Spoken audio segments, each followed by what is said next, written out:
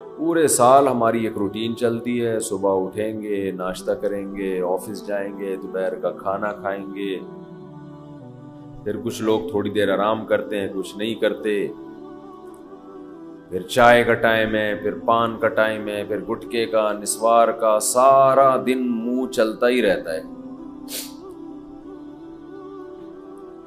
اس کے بعد جناب گھر آئیں گے، پھر رات کا کھانے میں کیا کھانا ہے، کھانا کھانا کھانا کھانا صبح سے لے کے شام تک۔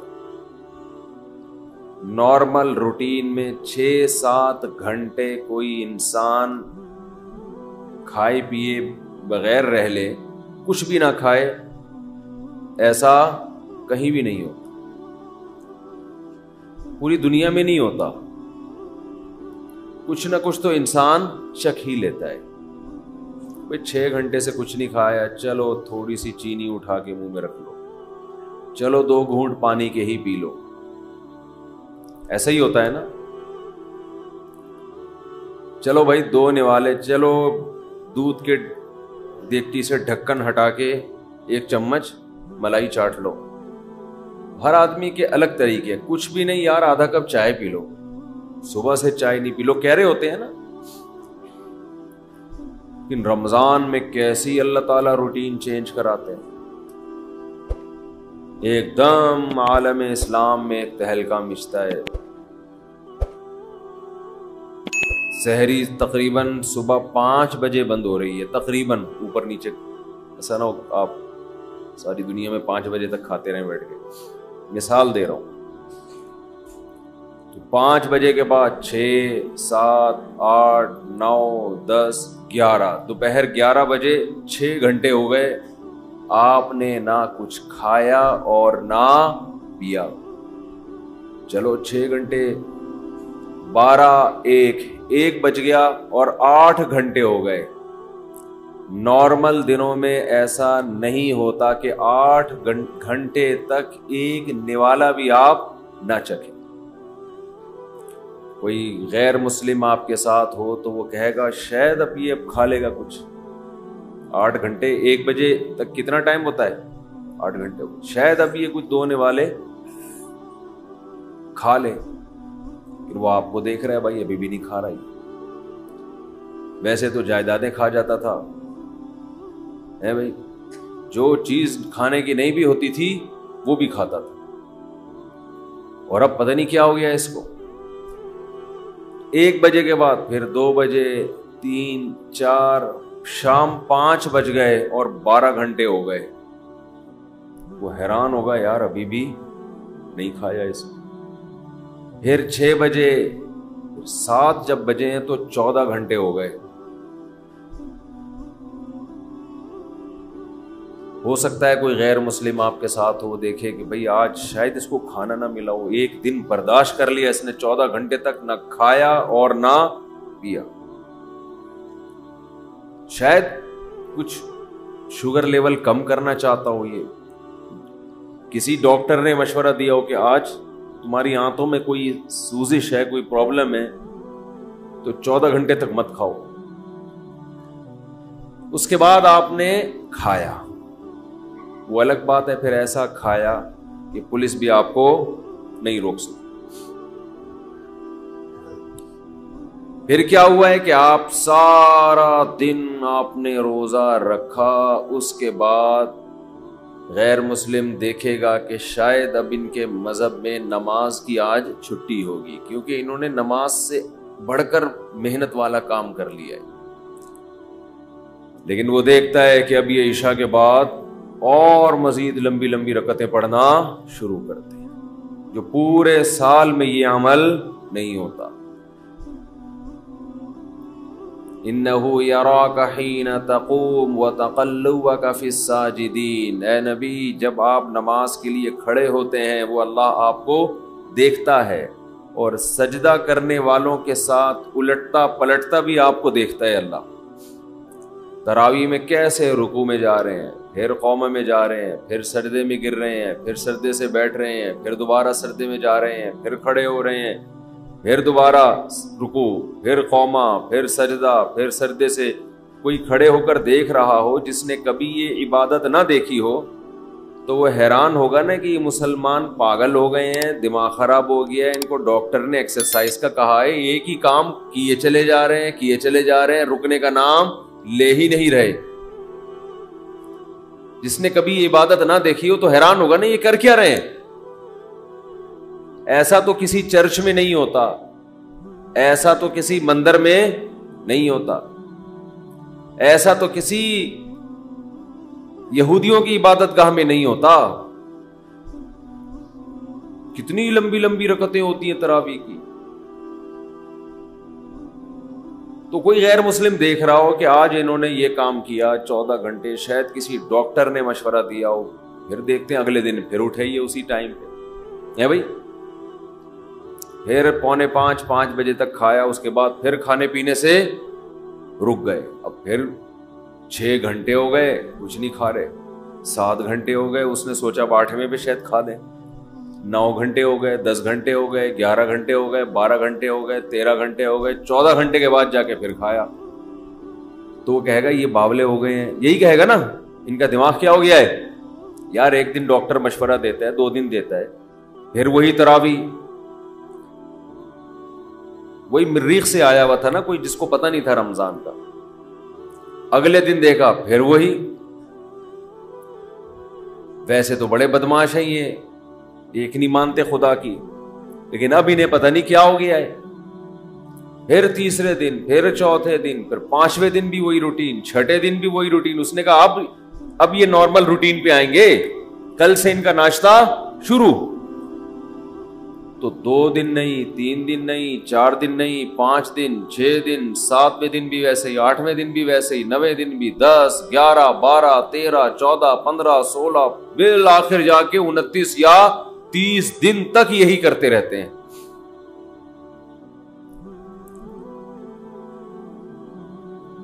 تیس دن کے بعد جا کے اللہ ان کو سہولت دیتا ہے, بھائی اپنی پرانی روٹین پہ واپس آ جاؤ.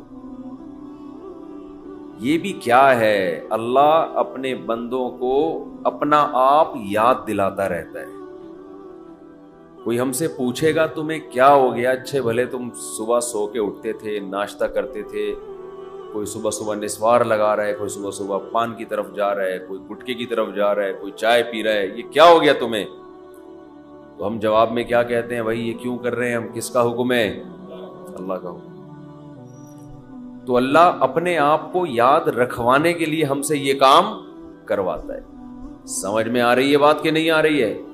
اللہ چاہتا ہے کہ میں یاد رہوں تمہیں. آپ کہہ سکتے ہیں کہ بھئی ہم نماز پڑھتے تھے پورے سال تو اللہ کو یاد رکھتے تھے نا, فجر بھی پڑھ رہے ہیں, ظہر بھی پڑھ رہے ہیں, عصر بھی, تو بس کافی ہے نا. کافی اس لیے نہیں ہے کہ یہ چیز نمازی کے لیے ایک روٹین کی چیز بن جاتی, یہ عادت پڑ جاتی ہے, وہ بھول جاتا ہے. وہ سمجھتا ہے کہ جیسے بچے اسکول جاتے ہیں نا, تو بچوں کو تھوڑی پتا ہوتا ہے میں نے اسکول اس لیے جا رہا ہوں کہ میں سائنسدان بنوں گا, میں ڈاکٹر بنوں گا, میں انجینئر بنوں گا, میں پائلٹ بنوں گا. بچے اس کے لیے جا رہے ہوتے ہیں, ایک روٹین, ایک عادت پڑ چکی ہے. وہ کہتے ہیں زندگی میں ہم پیدا ہی اس لیے ہوئے ہیں کہ رات کو ہم نے جلدی سونا ہے, صبح اٹھنا ہے, ہماری امی نے ہمیں ناشتہ کرا کے دھکا دے کے وین میں بٹھا دینا ہے, پھر وین جائے گی, وہاں ہم اتریں گے, ٹیچر ہمیں پڑھائیں گے, پھر چھٹی ہوگی, پھر وہاں سے گھر آئیں گے, بس. تو وہ روٹین کی چیز بن جاتی ہے. تو اللہ تعالیٰ اپنے بندوں کو اپنا آپ یعنی اللہ یاد دلانے کے لیے عبادت کی روٹین میں چینجنگ لاتے رہتے ہیں. اور دیکھیں کیا کرتے ہیں اللہ تعالیٰ, نماز قضا کرنا اسلام میں سب سے بڑا جرم, اس سے بڑا جرم اسلام میں نہیں ہے.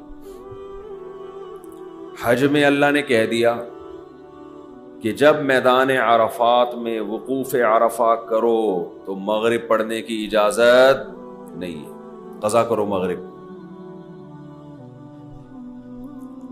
کوئی غیر مسلم کسی نمازی کے ساتھ رہا ہو اور اس نے دیکھا ہو کہ یار یہ کبھی نہیں دیکھا اس کو میں نے زندگی میں نماز چھوڑتے.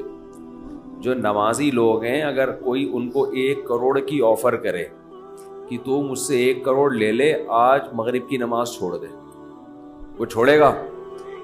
کبھی بھی نہیں چھوڑے. نمازی ہوگا تو نہیں چھوڑے گا, وہ کہے گا 1 کروڑ یا 1 ارب میرے لیے کیا یہ برابر. لیکن وہ دیکھ رہا ہے غیر مسلم کہ یار یہ حج کرنے گیا ہے وہاں اللہ کو راضی کرنے, لاکھوں روپے خرچ کر کے, اور عرفات میں مغرب اس نے پی گیا, یہ مغرب پی گیا, یہ ہے بھائی پڑھ ہی نہیں رہا. اس سے پوچھو کیوں نہیں پڑھ رہا؟ بھائی مزدلفہ میں جا کے عشاء کی نماز جب ہوگی تو اس کے ساتھ پڑھوں گا.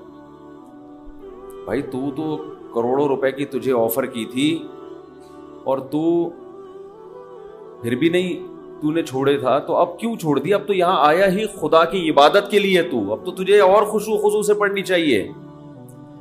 جواب میں آپ کیا کہیں گے؟ بھائی اللہ کا حکم ہے. تو یہاں بھی اللہ اپنے آپ کو یاد کروانے کے لیے ہم سے مغرب کی نماز قضا کروا رہا ہے, تاکہ احساس رہے ہم پڑھتے جب تھے نا تو روٹین کی وجہ سے نہیں, اللہ کی وجہ سے پڑھتے تھے. لہذا جب وہ کہے گا نہیں پڑھو, چھوڑیں گے ہم. پھر سمجھتے ہو کہ نہیں سمجھتے؟ نہیں سمجھتے نا, مسئلہ سارا یہی ہے. اگر سمجھتے ہوتے تو پہلے سے سمجھ کے بیٹھے ہوئے ہوتے. ہم یہ سمجھتے ہیں کہ یہ کلچر کا حصہ ہے, یہ رمضان اور بقرعید اور نہانا دھونا جمعے کے دن, یہ کلچر کا حصہ ہے. یہ کلچر نہیں ہے بھائی, یہ اللہ چاہتا ہے کہ میرے بندے مجھے یاد رکھیں. سب کی بیس اور روح یہ ہے کہ اللہ کو بندوں سے اتنا تعلق ہے کہ اللہ چاہتے ہیں میرے بندے دنیا میں جانے کے بعد مجھے بھولے نہیں.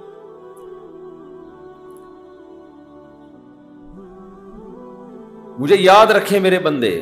تو ہر وہ چیز جو آپ کو اللہ یاد کرواتی رہے گی, اللہ کی نظر میں اس چیز کی ویلیو سب سے زیادہ ہے.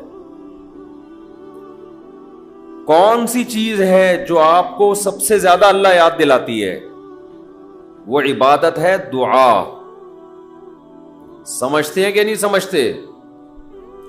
آج دعاؤں میں زیادہ زور نہیں ہے, یہ بڑا مسئلہ ہے.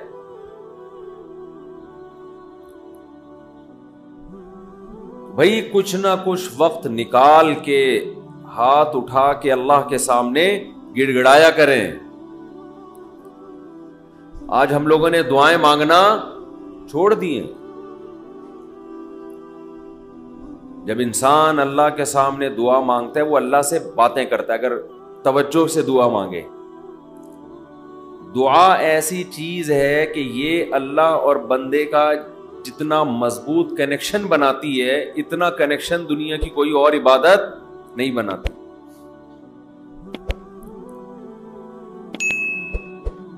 ہمیں شیطان ورغلاتا ہے کہ اس سے مل کیا رہا ہے تمہیں, نظر تو کچھ بھی نہیں آتا, ملتا تو کچھ بھی نہیں ہے. یہ شیطان کا بہت بڑا دھوکہ ہے, وہ بندے اور اللہ کے تعلق کو مضبوط نہیں ہونے دیتا. حضرت عمر رضی اللہ تعالی عنہ فرمایا کرتے تھے کہ مجھے اس کی زیادہ فکر نہیں ہوتی کہ میری دعائیں قبول ہو رہی ہیں کہ نہیں ہو رہی, مجھے زیادہ فکر اس کی ہوتی ہے کہ دعائیں مانگنے کی توفیق مل رہی ہے کہ نہیں مل رہی. دعائیں مانگنے کی توفیق مل رہی ہے اس کا مطلب قبول ہو رہی ہیں. فوکس تو اس کو کرو کہ دعا مانگ رہے ہیں کہ نہیں مانگ رہے. یہ کیسے ہو سکتا ہے کہ اس احکم الحاکمین کے سامنے ہاتھ اٹھاتے ہوں اور وہ خالی ہاتھ واپس کرتا ہو؟ تو آج دعاؤں میں جان ختم ہو گئی, دعائیں مانگنا چھوڑ دی. یہ جو میں نے قرآن کی آیت پڑھی ہے, رمضان اور دعا کا آپس میں بہت گہرا تعلق ہے, بہت گہرا. جب انسان اللہ کے لیے کوئی عبادت کرتا ہے, کوئی قربانی دیتا ہے, اللہ کا نام قرآن میں ہے شکور, قدردان. شکور کسے کہتے ہیں؟ قدردان. آپ تھوڑا کرو وہ اس کی قدر بہت زیادہ کرے. کچھ لوگ ناقدرے ہوتے ہیں نا, آپ کچھ بھی کر لیں ان کے لیے کہتے ہیں نا ناقدرہ ہے, میری بات کو ویلیو ہی نہیں دیتا, میرے احسان کو ویلیو ہی نہیں دیتا. اس لیے علماء کہتے ہیں کہ افطار کے وقت دعا کرنی چاہیے. کیوں؟ آپ نے سارا دن اللہ کے لیے ایک قربانی دی ہے. یہ بڑی بات ہے. آپ کی نظر میں شاید اس کی ویلیو نہ ہو, اللہ کی نظر میں اس کی بڑی ویلیو ہے کہ میرا بندہ نے مجھے دیکھا نہیں ہے اور اس نے سارا دن میرے لیے کھانا پینا چھوڑ دیا. کیا کر رہے ہیں؟ یہ مکھی تنگ کر رہی ہے, لیکن اتنا ایسے نہ پکڑیں کہ مکھی سے زیادہ آپ تنگ کرنا شروع کر دیں. بس بھاگ گئی, نام ہی کافی ہے. تو کیا بات چل رہی تھی یار؟ دعا کی تو چل رہی تھی یہ یہاں. ہاں, افطار کی بات کر رہا تھا. تو ہم اس کو شاید ہلکا سمجھتے ہوں, لیکن اللہ کی نظر میں یہ ہلکا عمل نہیں ہے. اللہ کہتے ہیں مجھ پر ایمان رکھتے ہیں, مجھے مانتے ہیں. اگر اللہ کو نہ مانتے ہوتے تو کوئی کسی کے کہنے پر کھانا پینا, آج کل تو لوگ ڈاکٹروں کے کہنے پہ نہیں چھوڑ رہے.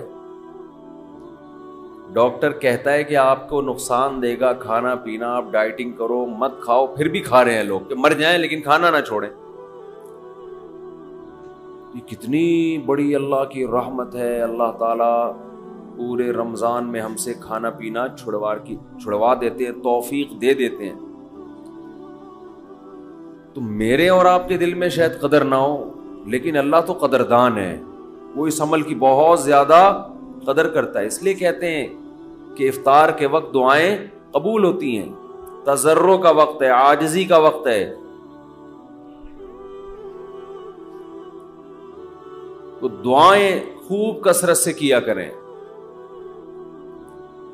دعاؤں میں عاجزی, گڑ گڑانا, لجاجت کرنا. نبی صلی اللہ علیہ وسلم نے فرمایا دعا رو کے مانگو, اور رونا نہ آئے تو رونے جیسی صورت بنا لو, صورت بنا لو رونے جیسی. ہمارے نبی نے ہمیں, کیونکہ اللہ کے سفیر ہیں نا, اللہ کا پیغام لے کر آئے, تو ہر چیز میں ہمیں گائیڈ کر دیا ہے. غیر مسلم کے پاس نہ مانگنے کا طریقہ ہے, کس سے مانگنا ہے یہ بھی نہیں پتا, کیا مانگنا ہے یہ بھی نہیں پتا. کبھی ادھر جا کے مانگ رہا ہے, کبھی ادھر جا کے مانگ رہا ہے, یہ بھی نہیں پتا مانگنا کس سے, کیسے مانگنا ہے. کوئی یوں مانگ رہا ہے, کوئی کسی اور اسٹائل سے مانگ رہا ہے, یہ بھی نہیں پتا. کون سے ٹائم پہ مانگنا ہے جس میں قبولیت کا امکان زیادہ ہے, یہ بھی نہیں پتا. تو اللہ کے حبیب صلی اللہ علیہ وسلم نے ہمیں یہ بھی بتایا مانگنا کیا ہے, یہ بھی بتایا کس ٹائم پہ مانگنے کی فضیلت زیادہ ہے, اور یہ بھی بتایا مانگنا کیسے ہے, دل کی کیفیت کیا ہونی چاہیے, ظاہر کی کیفیت کیا ہونی چاہیے.